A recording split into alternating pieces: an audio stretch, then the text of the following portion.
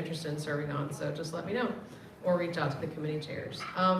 So we couldn't do what we do without our sponsors. Our sponsor for this monthly meeting is VHB, and so right now I'd like to invite David with VHB to come up and speak for a few minutes.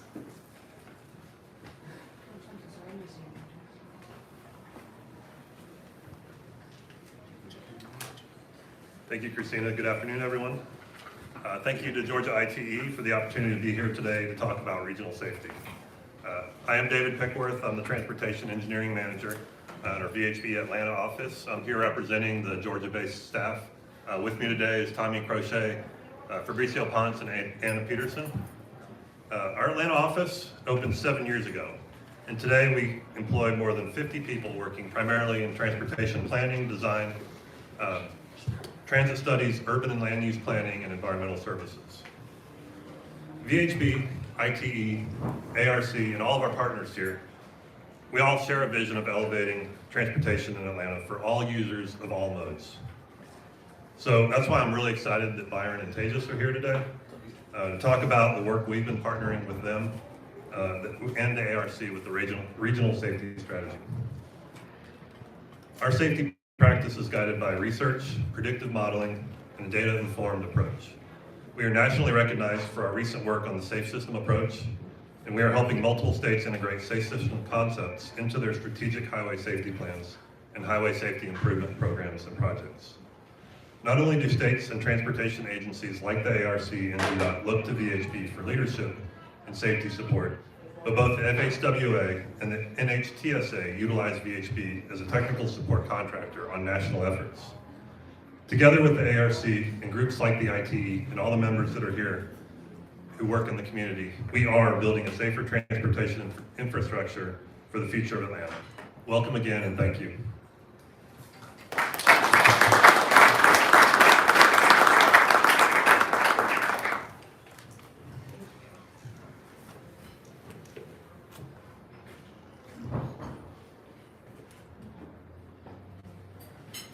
Before we get into our main presentation, we did miss one announcement. I did want to make sure that everybody was aware that this year, the Mentorship Program and the Leadership Program alternate years, and so we had leadership last year. We'll be doing mentorship this year. Tom Seaver is the committee chair for that, and he unfortunately was not able to be here today. But if you were interested in serving on the committee with him, especially if you maybe graduated from either leadership or mentorship in the past couple of years, he would be glad to have your help. And then also we'll be looking for mentors as well. And so if you'd be interested in serving as a mentor to one of our younger members, reach out to him as well, or to me, and we can get you hooked up with that. So now for our main presentation, it is going to be given by ARC staff. They're going to discuss the regional safety planning efforts, including the Regional Safety Task Force and the development of the first Regional Safety Strategy Report. They will cover data analysis, engagement strategies, and how the agency is connecting performance measures to project delivery. Byron Rushing is a planner at the Atlanta Regional Commission focusing on walking, bicycling, trails, and livable communities.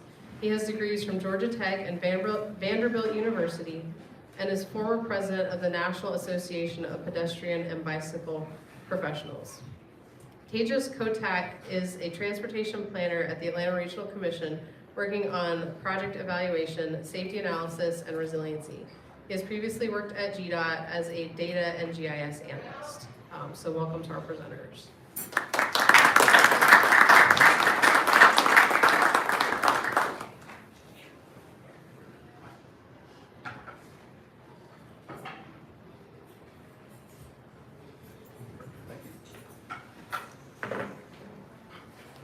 Great. Good afternoon, everybody, and thank you for having us today.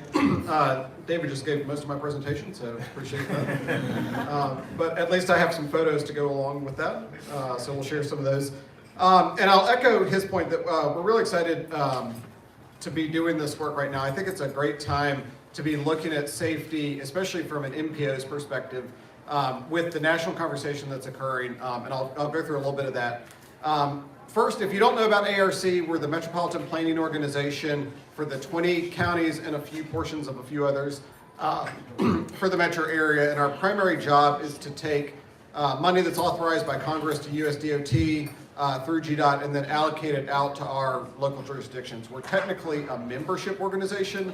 Our members are the counties, and our decision-making board is made up of county chairs as well as several mayors and several citizen groups.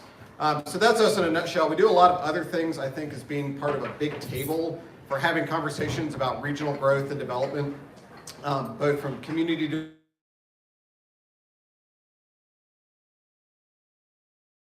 development. To that end, we have really kind of been increasing our safety program over the past several years and have really solidified this point that we want a regional safety approach to eliminate fatalities and serious injuries that is data-formed, proactive, and aggressive. And David mentioned data-informed.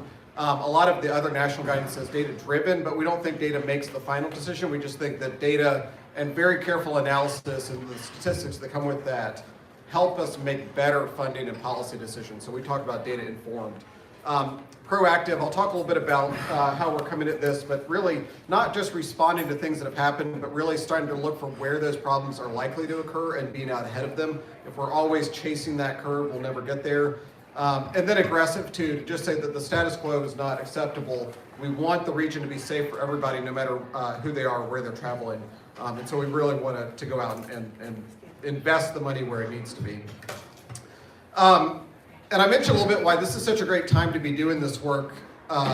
Safety trends have been on a pretty steady multi-decade downward trajectory. And then in 2020, we saw this big spike up in all of the different crash types for a variety of different reasons. I'm thankful that Sam is here today because he's really helped me understand why that's been the case.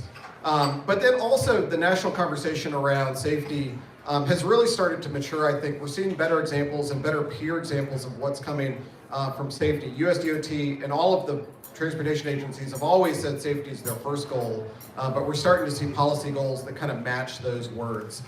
In particular, the most recent statement from USDOT in the National Roadway Safety Strategy, which if you hadn't seen it, I think it came out last week or the week before, and the Secretary has been on several interviews talking about their approach to how they're doing safety from a vision zero or a zero roadway fatalities perspective.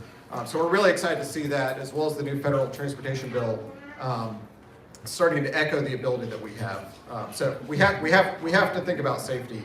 But also we really just should think about safety. It's safer transportation is great for the region. It's good for the equity of the region. We have some slides and we'll talk a little bit about how safety is inequitably distributed and risk is inequitably distributed. But it's also just great for how people choose to move around the city. Anything that we want to do around shifting modes, improving transit, improving livable centers that we do through our Livable Centers initiative. So often the decision about how people travel comes down to how safe they feel when they're moving around the region. So it's a great investment in the region to have a system that's safer for everybody, not just to reduce the personal tragedies of being involved in a traffic crash, but also encouraging people to get out and live in their cities more. So to that end, we have done a lot of safety research over the past several years, including most recently our regional bike and ped safety action plan that we completed in 2017. But with the new federal conversation that's occurring, as well as the new federal requirements for performance measures, and Tej is our performance measures manager, so I'll let him talk about that. But we really felt it was time to kind of step back and take a bigger perspective on what safety looks like across the entire region. As I said, data-informed, but also collaborative in partnership with our other partner agencies, both local and state, that's multidisciplinary and that's also multimodal in its approach. So that's where we are, and we kicked off the regional safety strategy last year. As David mentioned, we're really excited to be working with VHB on that project, as well as several other local team members, and have really a set of questions that we're really trying to walk through the regional safety strategy and answer before it finishes up later this year. That includes trends in the region, who is most at risk, coming back to the equity perspective, so when people are traveling around the region, how is risk distributed demographics or geographically? What aspects of roadway design or behavior most affect safety, and then how can we intervene in those?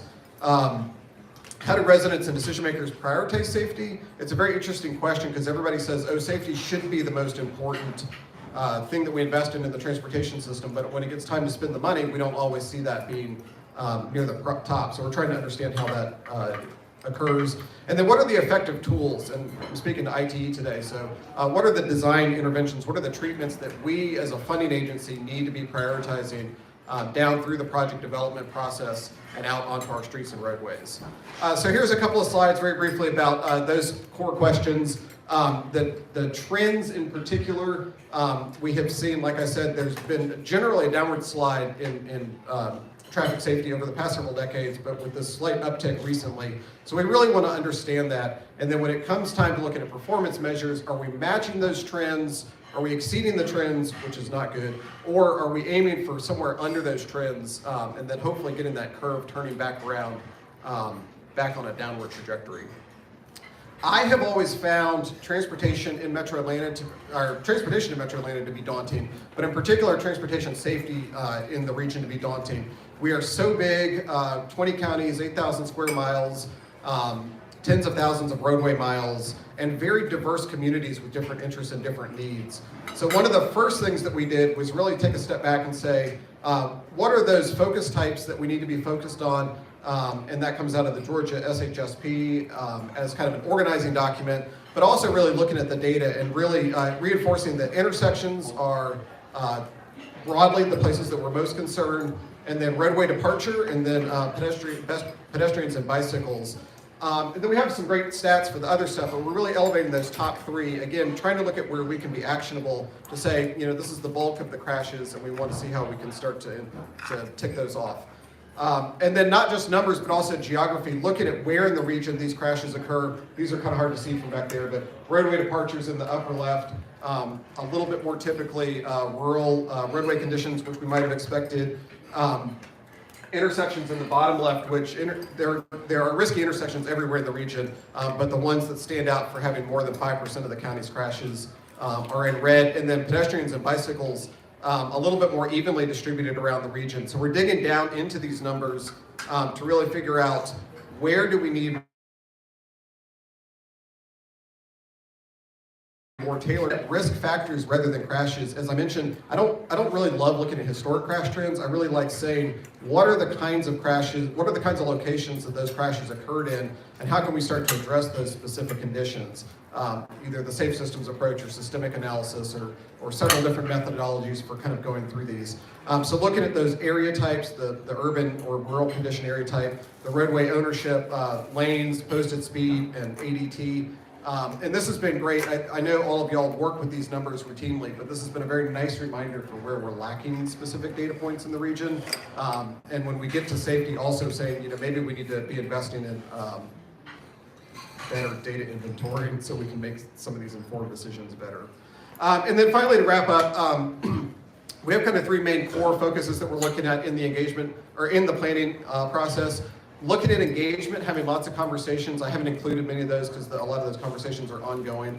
But thank you to some of y'all who have participated in those, as well as some of our local partners who have really sat down and helped us understand how different jurisdictions are looking at safety around the region. Data analysis, and then visualizations. So I think data analysis, like I said, for IT, this is where we're probably most excited to continue to talk to y'all. But how do we take those risks broadly in the region? So for pedestrians, we're particularly concerned about 4 and 5 lane roads, 35 miles to 45 miles an hour, and then some sort of transit service on an arterial. That's really the area that we see the most serious crashes. And then what are the solutions that we can connect those risks and those specific locations to specific design treatments? Looking at speed reductions, and if we can't do that, how do we improve crossings or lightings or the other things that might be occurring in those areas? So please, if you have thoughts on this, always reach out to us and help us really understand what are the great tools that you're seeing out there that are helpful. And again, for pedestrians, crossing treatments are really the most important thing that we can do to intervene for safety. So not just think about the data, but also we're going to, at the end of this project, we're going to be pivoting into working with some graphic designers to say, how can we really start to illuminate some of these design interventions and treatments and make these available as an education tool for more folks And I'm really excited about this piece because over the past several years, we have lots of these interventions occurring in the region. So we have lots of great examples that we can point to and really kind of highlight. And then finally, the most important thing for us at the MPO is connecting funding to better outcomes. So looking at our TIP process, looking at the federal transportation funds that we have available, and saying how do we allocate those efficiently for mobility access, equity, and safety to really make sure that those federal programs get matched up with where we see the risks and where we want to see better outcomes. So we're very excited to be doing that. I know that MPO life and statistics and funding life can be kind of dull, but for all of us who pay transportation or gas tax, this is where we're trying to make those dollars count for a better region. The plan itself, we're right kind of in the middle of it right now. January, February, we're deep into data analysis, doing crash trees, and really, like I said, trying to sort through some of the data challenges. So now's a great time. If this spurs any thoughts in you or your team members, please reach out to us, because now's a really good time to be having more conversations about how we look at this data, analyze it, and then connect it to better policy and funding outcomes. And then later this month and into the next month, we're going to be starting that process of developing a more public-facing document that we can share with y'all as a draft, and hopefully we can be back later this year for an update on some of the conclusions we're drawing. And then, like I said, thanks to the VHB team who's been there leading the way. This has been an odd year to kick off and fund a project. I've been kind of glad that I haven't had to pay for any travel budget this year. So we get to steer a little bit more of that money into the actual planning work. But it's also been odd because this is literally how I see most of my colleagues in tiny boxes on screens. So we're excited to the pandemic to get behind us so we can all continue to get back in face. So thanks to Gresham Smith, Sycamore Consulting, and Modern Mobility Partners also for their hard work on this project.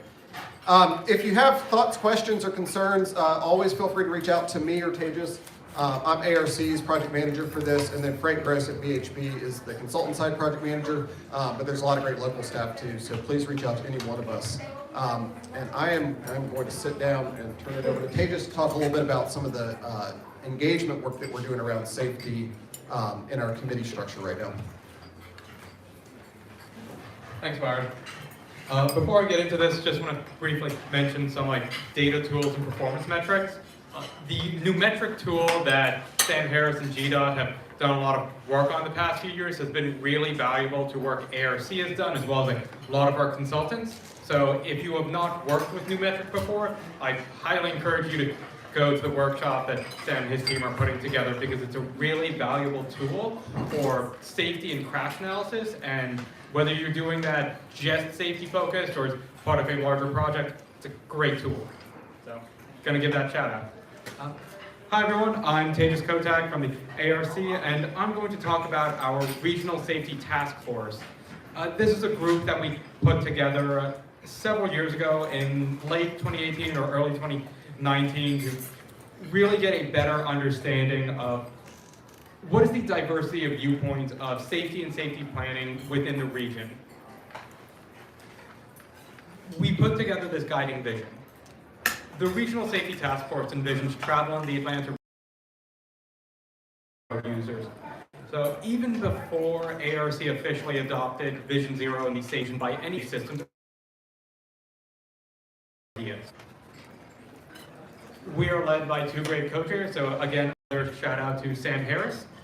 We also have Rob Dallas of Buckley King. He has done a lot of legal work in the region, as well as a lot of work on safety and public health and the connection between them. So we're very lucky to have these two as our co-chairs to help guide and lead our vision, our work, and our goals over the past several years. In addition to our co-chairs, let's talk about the who and what of the Regional Safety Task Force. So the who of it, it's of course ARC staff, but also staff from other state and local agencies. That includes folks from GDOT, city and county DOT and public works programs, people from MARTA, CERTA, our other transit operators, private sector planners and engineers who are doing a lot of the project by project design and engineering work, NGOs and community advocates who can bring a really good both region-wide or neighborhood and street-level view of what they want and need in terms of safety, and just individual community members who are engaged in these kinds of policy and political processes who may or may not be attached to any of these groups, but they are smart, they are vocal, they want to be involved, and we give them, this is one forum that ARC provides for them. And the what of it. Very broadly, it helps to guide ARC on our safety plans, our goals, and what are the expected outcomes that we should be searching for. So at a broad level and sometimes on a very specific level, they help us set metrics and measures that we need to expect year over year. Is what we are doing working? And if it's not, we go to them and other guiding committees to help figure out what else should we do. And on the note of other guiding forces, the Regional Safety Task Force is made up of a lot of different groups, and I'd call that, in a lot of ways, our community and member-based viewpoints. We also have two far more official governing committees. There's the TCC, the Technical Coordinating Committee, which is made up of senior level staff or executive level staff from city and county and regional governments, so state DOTs, city and county DOTs, public works programs, senior level folks from our transit agencies, and they help set the direction for ARC on a year-by-year, even a month-to-month basis on what projects and programs we are working on. We also have the TAQC, the Transportation and Air Quality Committee. That is our official governing committee as an MPO, and that is made up of county chairs and mayors from around the region. So those two committees are at a higher level, but all of these different viewpoints and opinion groups are synthesized together to help guide what we do on both month-to-month and certainly an annual level. So past work that we've been able to accomplish the past few years. The Regional Safety Task Force has encouraged ARC to really pursue Vision Zero and help to guide our planning efforts to reduce transportation-related deaths and injuries. So we've officially adopted Vision Zero and the Safe Systems approach at the ARC level, and we are continuing our work to actually achieve that in terms of what is happening on our roadways in deaths and injuries. We've shared a lot of local safety work, projects, plans, programs that are happening at a city level or at a regional level from other partners. So just that kind of softer networking and sharing of information has really helped push this at a group and regional level. And they've also been an advisory committee for regional safety strategy. So they are a group that we go to several times a year to make sure that we are doing the right kind of work on our safety strategy, and they give us guiding advice on how to move it forward. Now, upcoming work. We have our next meeting later this month. So one thing we want to do is help on guidance for local planning efforts. So out of the regional safety strategy, out of work that GDOT is doing, we want to make sure that the locals have the ideas and tools in hand for their own local safety plans, their own transportation planning work. We want to do some broader 2022 goal setting. Since the pandemic began, we've had a lot of great meetings virtually, but we've kind of been running on auto. We've been sharing local work, sharing ARC work. We've had a lot of good conversations, but it's been a little bit nebulous on what are our actual annual or long-term goals. So we need to have that deeper conversation. What do we want to do in 2022? How do we want to meet? What do we want to talk about and discuss?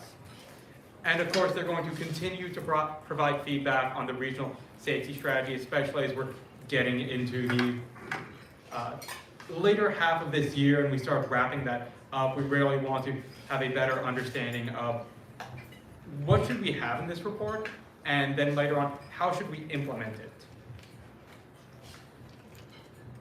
So some questions that we are very curious to ask you all, if anyone's willing to start a discussion, is let's start with, how are you all prioritizing safety compared to other goals when you're doing project design? Something Byron talked about is that we all say that safety is a big priority. Sometimes the project planning and the project funding doesn't always match up with that because we're having a lot of competing goals, we're pulling from different pools of money. So just from this group, we want to get an understanding, how are you actually prioritizing safety in project planning and development?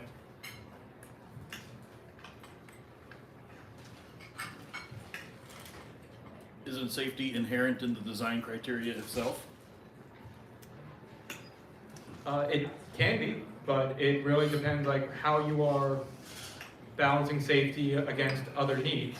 A lot of safety elements can go counter to our goal of increased mobility. So how are we balancing that?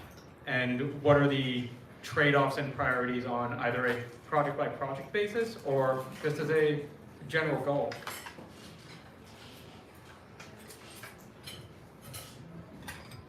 Anyone feel free to chime in. This is, we want to keep some time as like an open forum for discussion and debate. And there are no wrong answers here.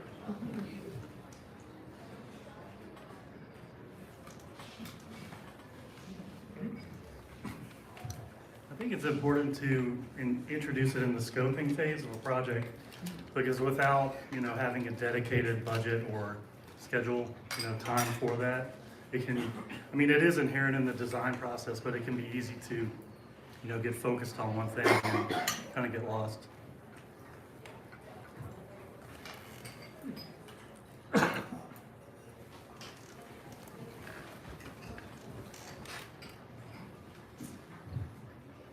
I'm Ron. I work at GDOT now in the safety program, but previously I worked in Indianapolis, and I kind of want to bring up safety screening we did in initial stages there. In the concept stage, when we're deciding alternatives, we use a predictive analysis to see for an interchange design, to see what type of interchange we're adding is safer, and if those new alternative intersections are safer, and by measuring geometry of the roadway and getting predicted safety numbers from the Interactive Highway Safety Design Module, which is a free FHWA software that you can download. That gives you a nice predictive number to measure your alternatives. And this was in a design office and a traffic operations driven project, not a safety driven project. One concern about I had, it was almost like a NEPA standard to, you had to satisfy, you didn't want increased predicted crashes, otherwise you couldn't go forward. The safety numbers that we were pulling did not really affect the decision-making process. They were just there as an initial screening.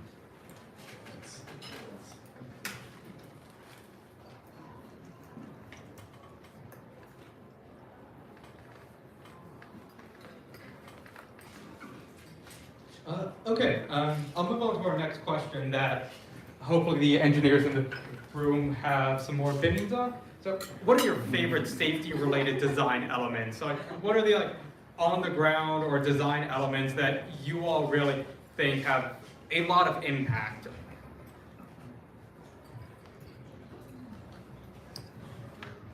I love bulb belts and crosswalks.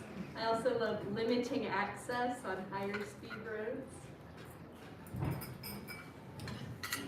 Yeah, thank you. That's the exact kind of stuff that we're looking for here. Yeah. This is pedestrian refuge islands. Pointed question about that. What kind of roads are those best on? Number of lanes, speed, etc. Are they good everywhere, or? Obviously, I think two-way roads primarily, and then mean, I think they can be useful on roads of just about any size, but especially the wider the road, the more useful.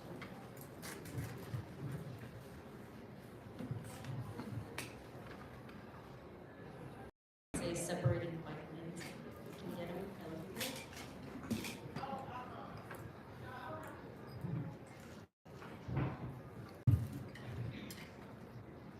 On the vehicular side, I would say some lanes, especially where you do resurfacing projects, I used to work for a local government agency, so opportunities, sometimes there are pavements, existing pavements, that you have to wait for resurfacing, acceleration, deceleration lanes, so that's one of my favorite ones.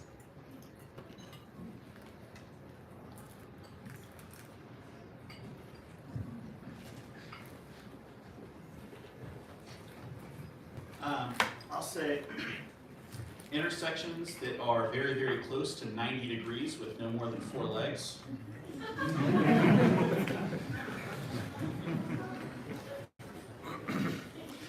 All right, and we'll move on to the last one. What are some safety concerns that seem outside the ability of engineering and design to address? So we have a lot of great tools in terms of data analysis and how we can change the on-the-ground infrastructure of a roadway or intersection.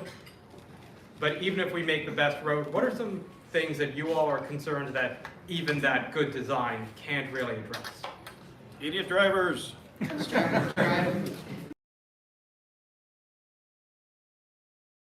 Oh, I said weather.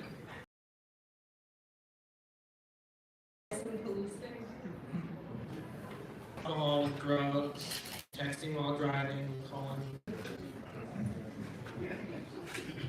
First of all, I'm a planner, so I'm actually going to challenge a little bit about this question. I mean, there are things we can think about, like distracted driving, drunk driving, some of the things you guys already talked about. But I do think that as engineers and designers, we can design our roads and put elements to consider to minimize the impacts of those activities as well. So I just wanted to put that out there, not necessarily answer this question, but to challenge your thinking a little bit.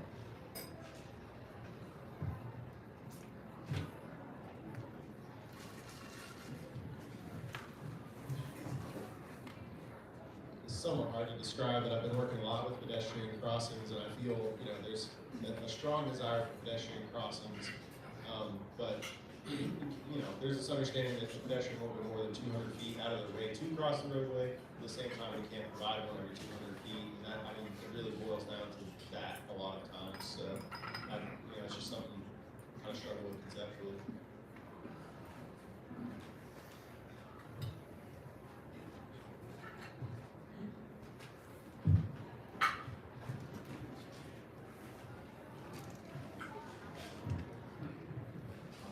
Forward units, like pavement markings or signs that are not visible.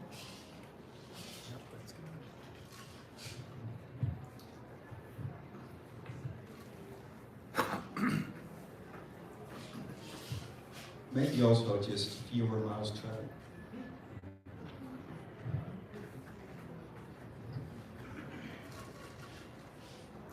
I'd say a big challenge is getting the people in the cars to realize that they're not the only ones on the road. There are pedestrians, bicyclists, and other people, so that they don't own the road. Drag racing motorcyclists on sharp curves.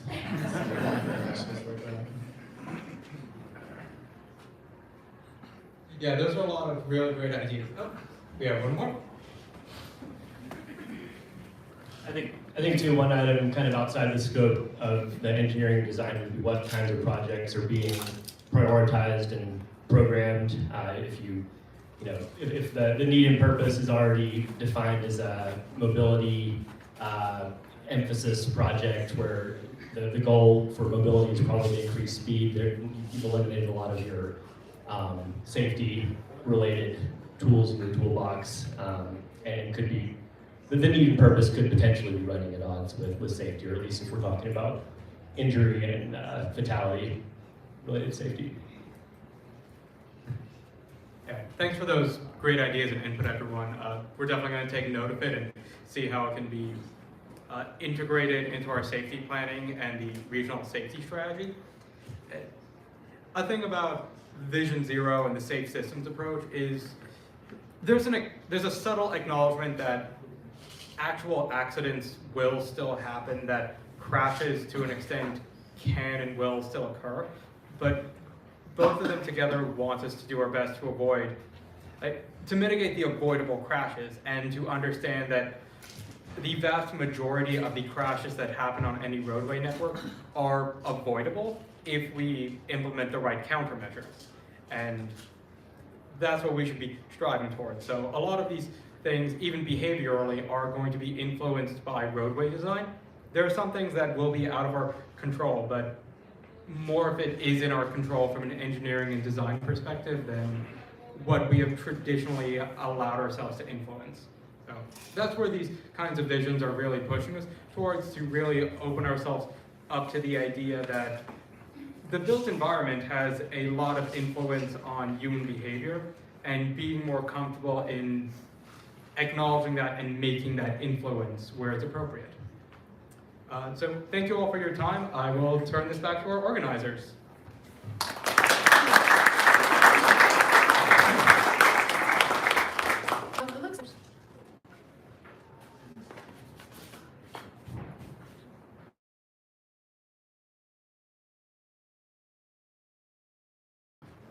So that brings us to the end of our meeting. I would just remind everybody that our next monthly meeting is March 17th, right back here at Merrimack's. We'll be hearing updates on Gwinnett County's roadway improvement program. And I hope you all have a great rest of the week. Thanks for coming.